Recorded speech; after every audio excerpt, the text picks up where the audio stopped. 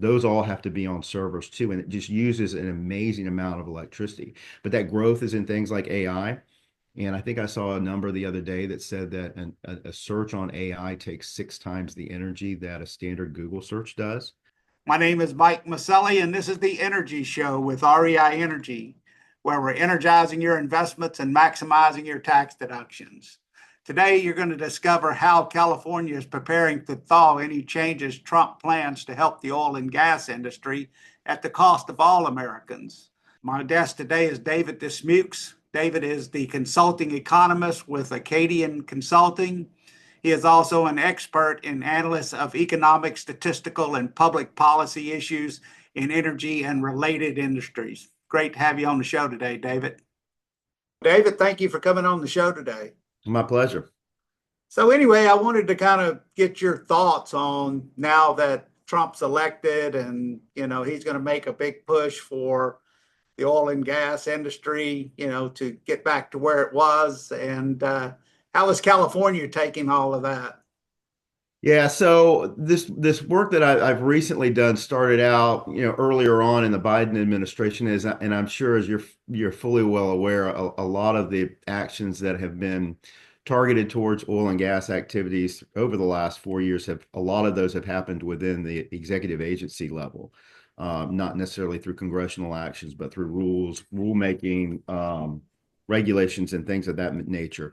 So this is no different than that. This is percolating up from the state level, and some rules for decarbonization that was promulgated in California, and a request on the Clean Air Act provisions to enact more stringent regulations for air regulations on locomotives and various different types of locomotives, but up to and including those freight locomotives that most people are familiar with that are moving cargo back and forth amongst the United States, and how important that is in moving goods and services and keeping our economy moving. Yeah, I mean, as far as, same thing with trucks, right?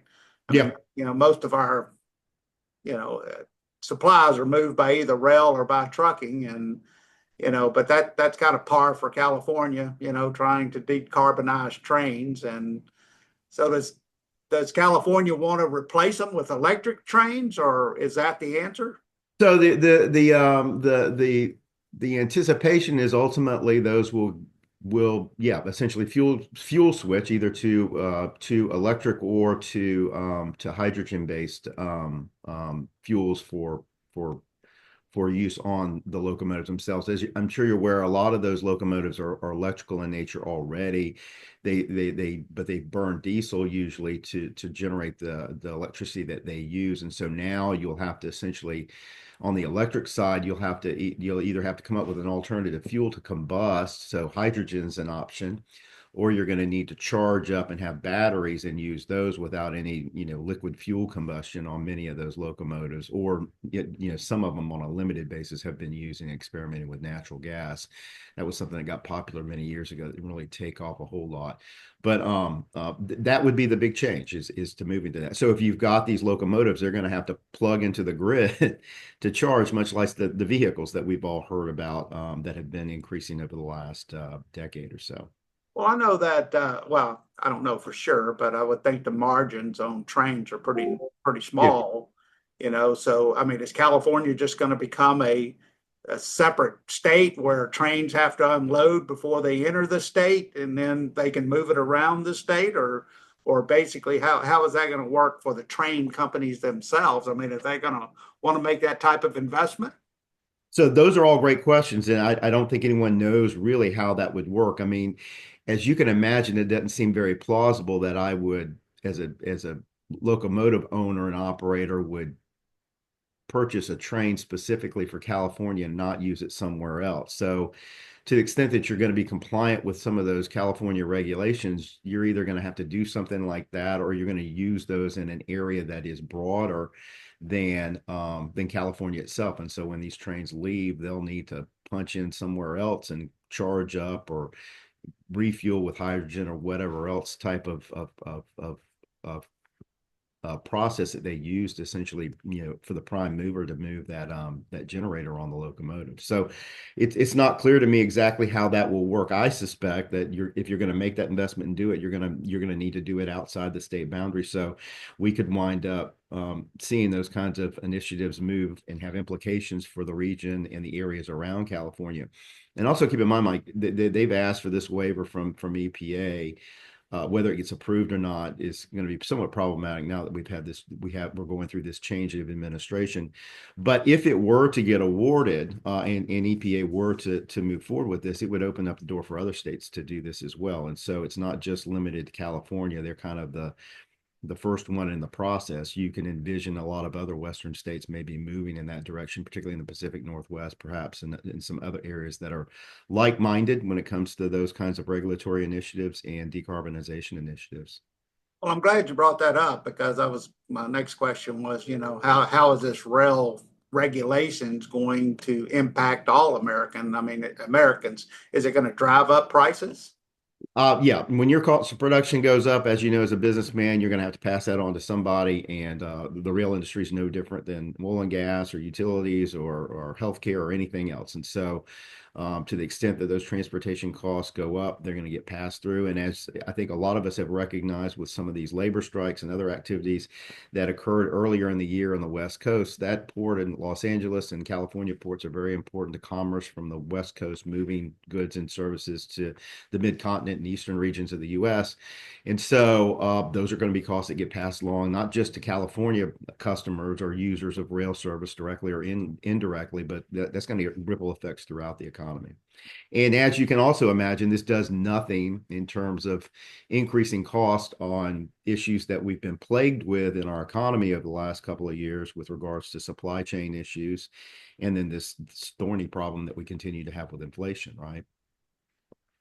And when you look at these regulations, and obviously California, a lot of companies are leaving California, obviously, because of some of these, regulations that the government has put on. In fact, yesterday I went to a luncheon with Governor Abbott and Kelsey Warren, and Governor Abbott, of course, was talking about how Texas has been successful in, attracting a lot of these business owners is because or these big companies because of the less regulation and of course oil and gas, and now they're going to be looking at this year at implementing more small nuclear reactors and throughout the state of Texas, which is going to provide more power, also clean power. I mean, does California look at those types of opportunities as well, or is that or just they're going to try to run off most businesses that they have in the state? Yeah, I suspect that they're anticipating that they will not lose industry and business as a consequence of this. But as you know, when you drive up those costs and you have alternatives and substitutes, that is kind of what tends to happen.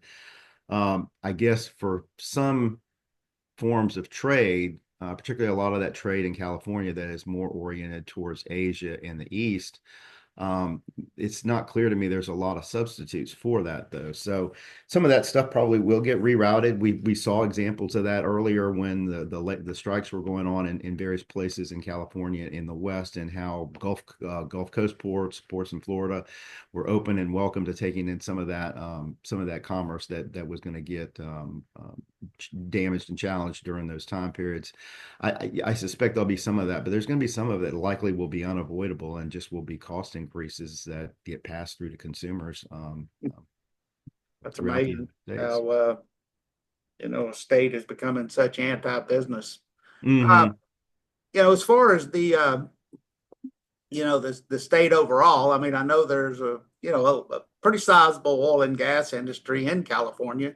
Granted, much smaller now than it was, Right. but California has been pushing a lot of regulations, and I hear most recently is that you can no longer take the intangible drilling cost deductions against state tax in California. I think that was passed this summer. Hmm. So, I mean, their goal obviously is to completely destroy the oil and gas industry in California, I guess, right?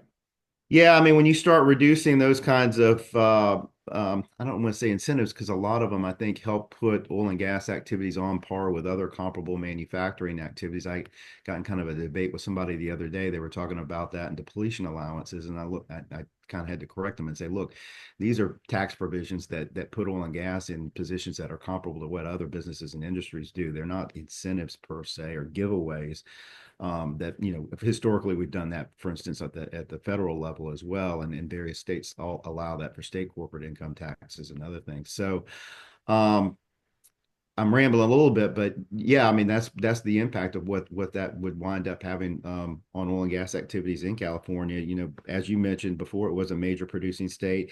It still has tremendous reserves. It's my understanding that some of the larger unconventional liquids reserves are still in California and haven't really been exploited, like we've seen in the Permian and in the Bakken and other places, Eagle Ford and other places in the Gulf Coast and Mid-Continent, Rockies regions, things like that over the last couple of years. So it's a resource base that's kind of taken off the board for us in the United States as we look towards this energy independence, energy dominance trend that we had in the past that's kind of started to slowly slip away from us over the last 4 years or so. Yeah, I didn't mean to get off topic, but whenever I talk to somebody about California, I always want to throw, kind of talk about the oil and gas industry Oh itself. yeah, And yeah, yeah. but getting back on the trains, I mean, is there examples of other successful decarbonizations around the country or for trains in the world?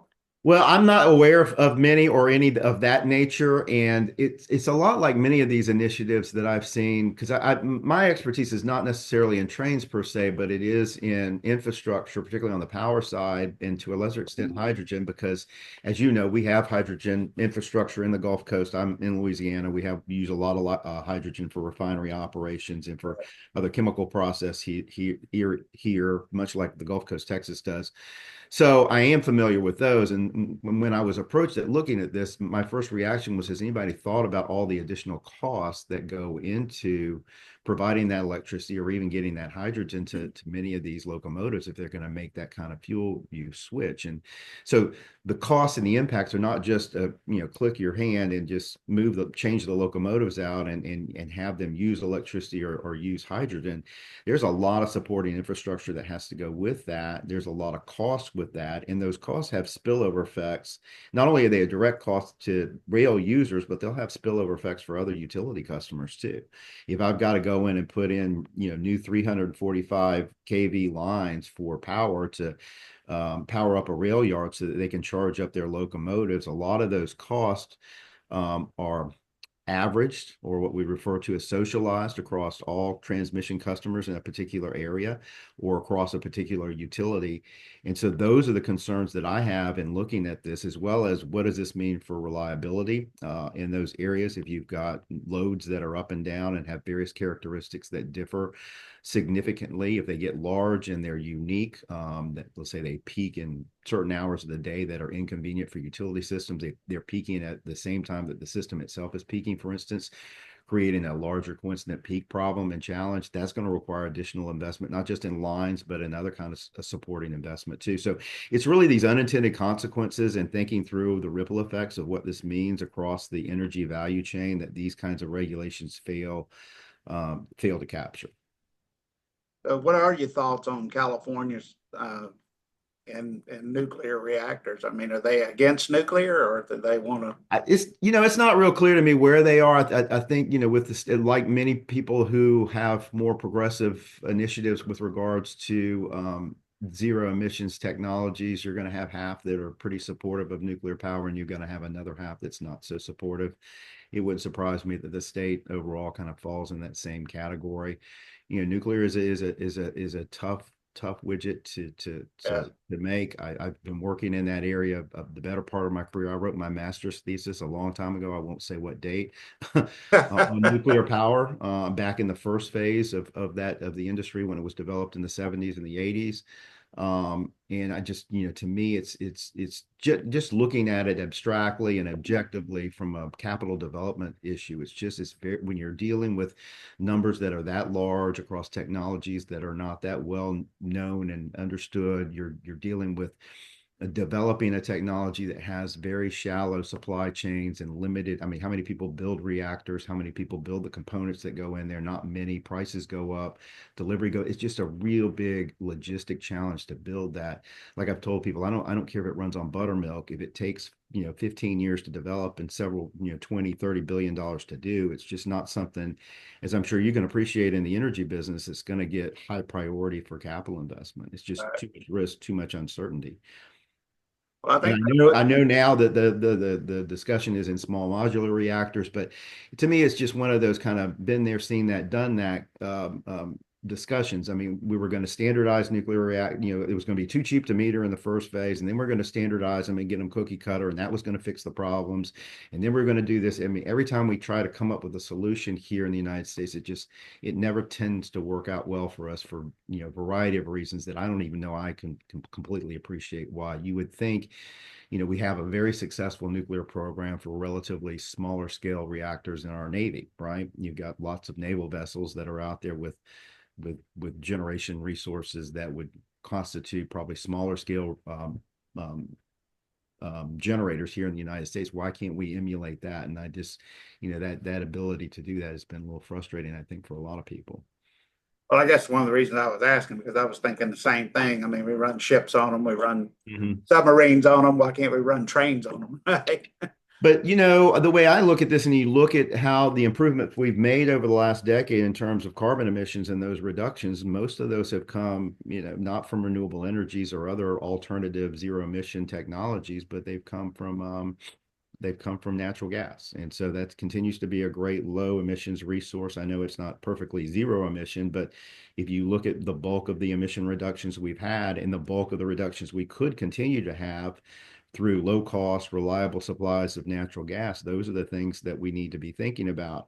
And I'm sure in Texas, you appreciate this. Some of the fact we're about to enter into a new, and it gets into this paper, and I think some of the challenges that new electric loads play on where we are in the evolution of the industry today and where demand is. We are about to see a epic changing or paradigm changing shift in electricity use in this country, and a lot of it's being driven by computers, artificial intelligence, crypto mining, and cryptocurrencies, as well as just our general use of computer technologies and digital technologies. A lot of what we use, the sexy thing to talk about right now with these data centers is the AI and to a lesser extent the crypto mining. But the workhorse of uses that you see at a lot of data centers now are for things like cloud computing. The servers that in the old days, probably with your company, you had all these servers that are in the back, and today we have those all up on clouds. And Right. it doesn't matter if it's a private business or it's a government institution or even at the university and the research institutes that I used to run at LSU.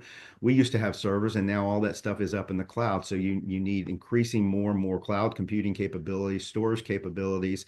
You think about this discussion that we're having right now for video linking to one another and the video online services that people subscribe to and watch movies when they're traveling or sitting around and waiting and doing things. Those all have to be on servers too, and it just uses an amazing amount of electricity. But that growth is in things like AI.